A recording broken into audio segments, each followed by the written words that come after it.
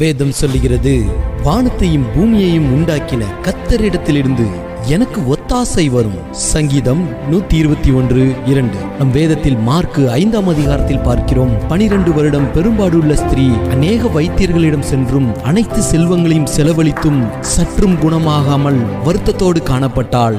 அப்பொழுது அவள் இயேசு கிறிஸ்துவை பற்றி கேள்விப்பட்டு அவருடைய வஸ்திரத்தின் ஓரத்தை தொட்டு சுகமானாள். சில நேரங்களில் நாமும் அந்த ஸ்திரீயை போல அநேகருடைய கைகளை எதிர்பார்த்து ஏமாந்தவர்களாய் வருத்தப்பட்டு காணப்படலாம். ஆனால் கர்த்தர் சொல்லுகிறார், வானத்தையும் பூமியையும் உண்டாக்கின கர்த்தரிடத்திலிருந்து உங்களுக்கு ஒத்தாசை வரும். விசுவாசியுங்கள், ஆசீர்வாதங்களை பெற்றுக் கொள்ளுங்கள். ஆமென்.